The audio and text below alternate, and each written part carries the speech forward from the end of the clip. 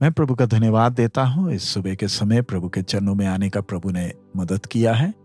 आइए आज के वचन मनन के लिए मरकुस रचित सुसमाचार 4वां अध्याय उसका 9वां वचन। तब उसने कहा, जिसके पास सुनने के लिए कान हो वह सुन ले। उर्दू में मैं पढ़ूंगा मरकुस की इंजील 4वां बाब उसका 9वां वचन। फिर उसने कहा, जिसके सुनने के कान हो वह सुन ले। आज जो विषय हम मनन करने जा रहे हैं वो उस कान के विषय में है जो परमेश्वर के आवाज को सुनने के लिए तैयार है। हम सब इस वचन से परिचित हैं क्योंकि 4 सुसमाचारों में यही वचन बार बार हमें पढ़ने को मिलता है। ये प्रभु यीशु के वो वचन हैं जो वह उन लोगों से कह रहे हैं जो प्रभु के वचन को सुनने के लिए आए हैं। प्रभु यीशु खोई हुई भेड़ों की तलाश में आए थे, लेकिन जब वो सेवा कर रहे थे वे उन लोगों के बीच में सेवा कर रहे हैं जिनके बाप दादाओं ने सीनाई पहाड़ पर परमेश्वर की महिमा, उपस्थिति और परमेश्वर की आवाज को देखा है, सुना है। और उस समय इनके बाप दादे उस आवाज को सह नहीं पाए और वे भागे और परमेश्वर से विनती किए कि मूसा के द्वारा ही उनसे बात किया जाए। और उसके बाद मूसा पहाड़ के ऊपर गया और परमेश्वर से व्यवस्था को पाया जो पत्थरों पर लिखी हुई थी, पत्थर की पट्टियों पर लिखा हुआ था। यहां पर हम देखते हैं वही यहोवा परमेश्वर लोगों के मध्य में बैठकर स्वर्ग की भेद की बातें साधारण भाषा में लोगों को सिखा रहे हैं। प्रभु परमेश्वर इधर उस सीनाई पहाड़ के उस गर्जन की आवाज के साथ नहीं बात कर रहे, ना ही इनका मुंह उस महिमा से चमक रहा। अगर ऐसा होता तो दुनिया भाग जाती। लेकिन एक चरवाहे की तरह जो अपनी खोई हुई भेड़ को तलाश रहा है, हमारा प्रभु पापियों को अपनी ओर वापस बुला रहा है। लोग उसकी आवाज सुनते थे लेकिन बहुत से कम उस आवाज को पहचानते थे। जो लोग प्रभु के सामने बैठे थे उनके पास कान तो हैं, उन्होंने प्रभु की आवाज को बहुत बार सुना है।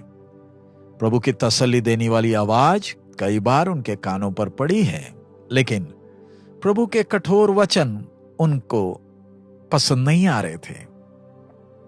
उनके अंदर वो अहंकार था कि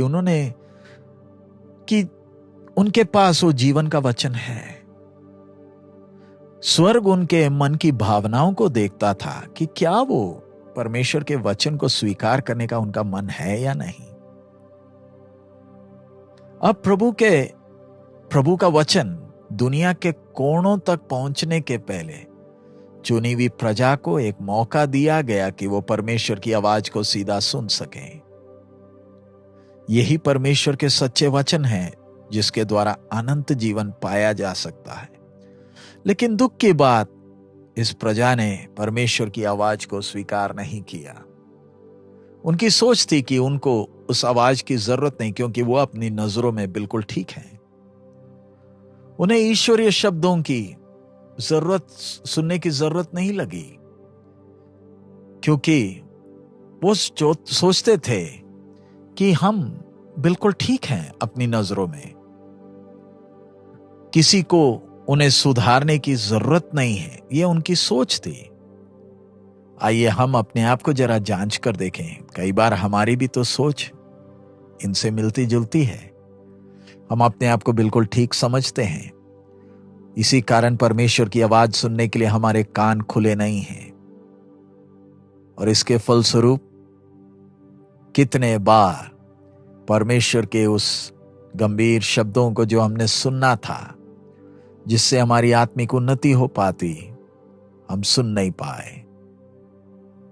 हम संसार का ज्ञान इकट्ठा करने के लिए बहुत समय लगाते हैं और हमें लगता है कि संसार का ज्ञान बहुत जरूरी है।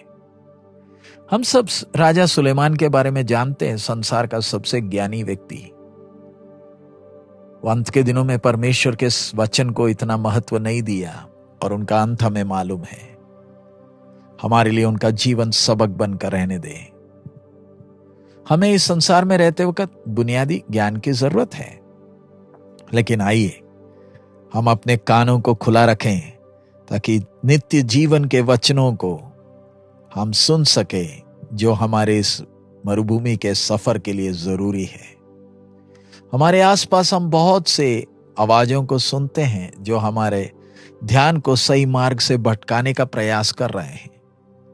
अगर हम पवित्र आत्मा परमेश्वर की अगुवाई को चाहेंगे तो हम परमेश्वर के जीवन के वचन को साफ और स्पष्ट सुन पाएंगे। परमेश्वर ने हमारे कानों को खूबी दी है कि हम लोगों की आवाजों को पहचान सकते हैं। अगर परमेश्वर की आत्मा हमें अगुवाई करती है तो परमेश्वर की आवाज पहचानने में हमें दिक्कत नहीं आएगी। आइए उसके लिए परमेश्वर हम एक एक को सहायता करें। आइए हम प्रार्थना करें। हमारे अनुग्रहकारी दयालु पिता, हम आपका धन्यवाद देते हैं इस अच्छे समय के लिए। बाप, आपके वचन के लिए धन्यवाद। आपने हमें कान दिए हैं, लेकिन हम कई बार आपके शब्दों से ज्यादा दुनिया की शब्दों को ध्यान और महत्व देते हैं। बाप, विनती करते हैं इन दिनों में आपकी आवाज को स्पष्ट सुनने के लिए, समझने के लिए और उसे स्वीकार करने के लिए और उसके अनुसार चलने के लिए हमें एक एक को मदद करे। प्रभु, आपका आगमन नजदीक है। आपकी इच्छा को पहचान कर उसके अनुसार चलने में हमारी सहायता करें। सब महिमा आप ही को देते हैं, यीशु मसीह के मधुर नाम से हम मांगते हैं, आमीन। प्रभु, हम एक एक को मदद करें कि इन दिनों में हम प्रभु की आवाज को स्पष्ट सुनकर प्रभु के नाम के महिमा के लिए जिएं। प्रभु की आवाज में हमारे लिए वो अनंत जीवन है जो हमें बलवंत करती है ताकि हम अपना दौड़ पूरा करें। प्रभु, आप सबको आशीष दे। हमारा प्रभु अति शीघ्र आ रहा है। मारा ना था।